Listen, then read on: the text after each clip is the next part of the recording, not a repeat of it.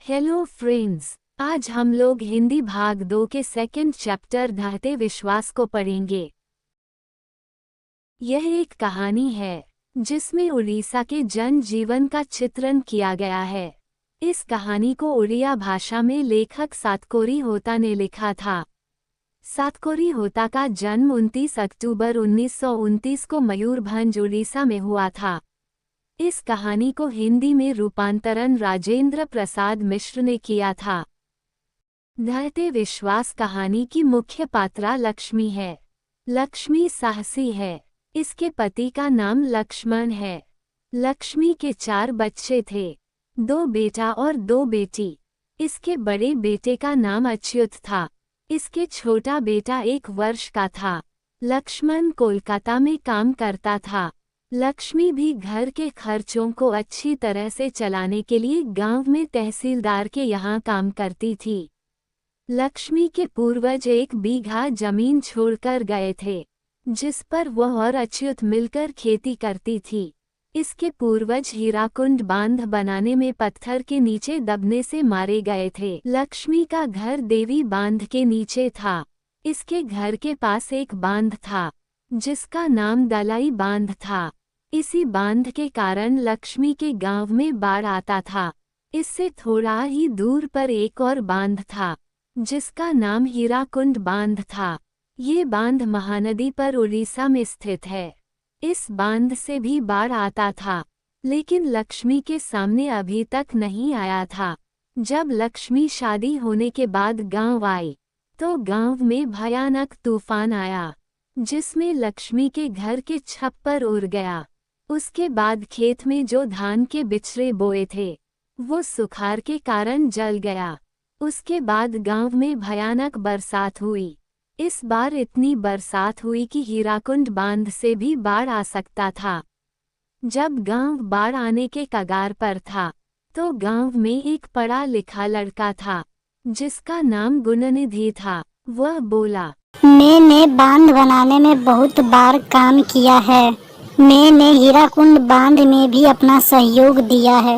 उन्होंने कुछ लड़कों का एक संगठन बनाया। इस संगठन में अच्युत भी था।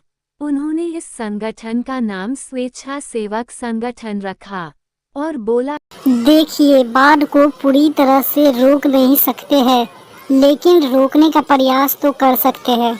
वो सब मिलकर दलाई बांध पर जहाँ जहाँ छेद हुआ था, वहाँ गिट्टी बालू सब डालने लगे। वह सब रात भर बांध की निगरानी कर रहा था। अचानक पानी बढ़ गया और इसमें से पानी निकलने लगा। तो गांव का सरपंच गुणनिधि को बोला था, जैसे ही बाढ़ का पानी ज्यादा हो जाए तो तुम लोग मुझे खबर कर देना।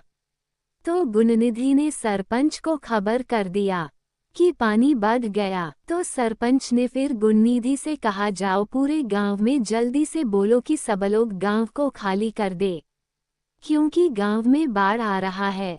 तो सभी लड़के गांव में जाकर चिल्लाने लगे, भागो भागो, बाढ़ आ रहा है।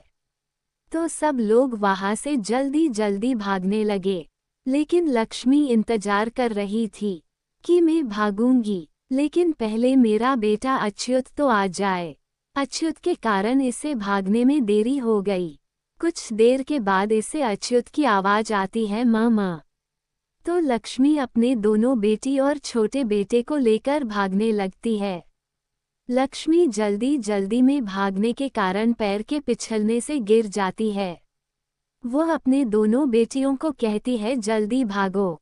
तो दोनों बेटी वहां से भाग जाती है और भागते भागते ऊंचे टीले पर चढ़ जाती हैं। लेकिन लक्ष्मी भागते भागते एक पेड़ के पास पहुंचती है। तब तक बाढ़ आ जाती है। पहले कमर तक पानी, जब पानी गले तक आ जाती है तो लक्ष्मी अपने छोटे बेटे को हाथ पर उठा लेती है और बरगद के पेड़ पर चढ़ जाती हैं और वह बेहोश हो जाती है। बाढ़ से बचने के लिए गांव के कुछ लोग स्कूल के छत पर चढ़ जाता है, लेकिन स्कूल के छत पर भी ठोना भर पानी हो गया। लक्ष्मी को जब होश आया तो वह देखती है मरे हुए लोग पानी में भस रहे हैं। लक्ष्मी ने देखा उसका छोटा बेटा उसके साथ नहीं है, तो वह अपने बेटे को इधर उधर ढूंढने लगी। उसने देखा कि एक वैसा ही बच्चा मर के भसा हुआ आ रहा है, तो वह उसे लेकर उन्होंने दूध पिलाने लगी। टीले के पास एक मंदिर था, जिसका नाम चंदेश्वरी का मंदिर था। यह मेला भी लगता था। लोगों को इस मंदिर पर बहुत भरोसा था कि चंदेश्वरी माँ हम लोगों को बचाएगी। लेकिन बाढ़ के बाद चंदेश्वरी माँ पर से सभी का भरोसा ढह जाता है, इसलिए इस कहानी का नाम दहते विश्वास रखा गया। सालों पहले कटक शहर को बचाने के लिए महाराज ययाति केसरी ने पत्थर के बांध बनवाए थे।